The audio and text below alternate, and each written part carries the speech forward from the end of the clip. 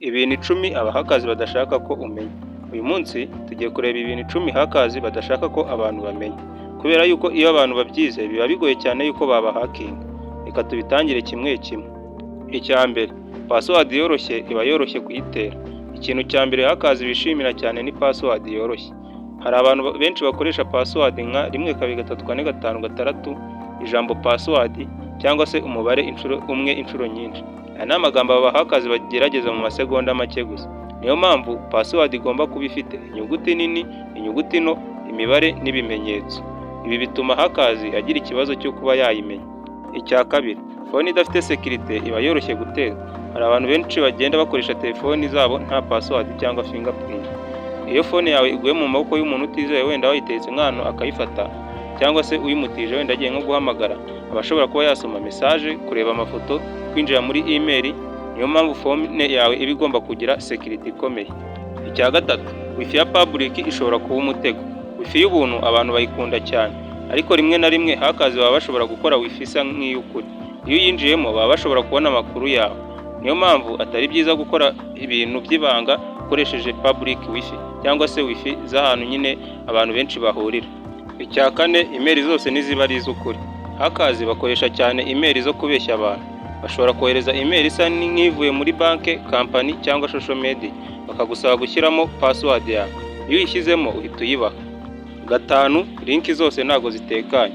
Hari message ziza zishobora kuza zifite link. Nk'urugero, bakakubwira ati reba amafaranga watsindiye cyangwa reba video yawe hano. Iyo ukanze kuri izo link zishobora gushyira virusi muri telefone yawe. Cya gatandatu, app zose ntizizewe. Hari app nyinshi kuri internet, ariko si zose zizewe. Zimwe zishobora kwiba amakuru, gufata contact cyangwa se abantu ufite kuri telefoni zawe, cyangwa nanone kureba message. Niyo mpamvu ari byiza kudownloadinga app ahantu hizewe gusa, nko kuri Play Store cyangwa App Store gusa.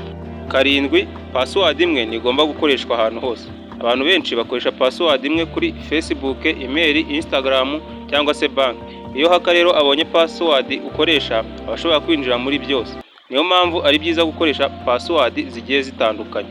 Umunani ni two factor authentication irarinda. Hari uburyo bwo kongera umutekano bwitwa two factor authentication. Iyo umuntu agerageje kwinjira muri account yawe, asabwa code yoherejwe kuri telefone yawe cyangwa se kuri nimero ya telefone ukoresha. Ibi bituma rero haka agira ikibazo cyane kugira ngo agere kuri account yawe. Icyenda, update za phone zirinda umutekano. Abantu benshi ntibakunda gukora system update, ariko update zifasha gukosora amakosa, kongera security, kurinda phone yawe. Niyo mpamvu ari byiza gukora update buri gihe. Ya 10 rero, ubumenyi nibwo bukomeye kurusha hakazi. Ikintu hakazi badashaka na gato nuko abantu bamenya ibyo bakora. Iyo umuntu azi uburyo bwo kwirinda, uburyo hakazi bakoresha nuko internet ikora, biba bigoye cyane kumuhakinga. Niyo mpamvu kwiga cyber security ari ingenzi cyane. Niba ushaka kumenya byinshi ku isi ya hakazi na cyber security, kanda like, ukore subscribe, unaduhe comment, usharinge na video kugira ngo igere ahantu henshi. Komeza ukurikirana ino seri. Muri part 7 turaza kureba amakosa 10 atuma phone yawe iba mu kaga. Icyo gice kiraza kuba kirimo ibintu abantu benshi bakora buri munsi ariko batabizi.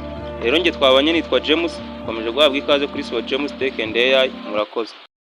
Kwiga AI mu buryo bworoshye, subscribe James Tech and AI.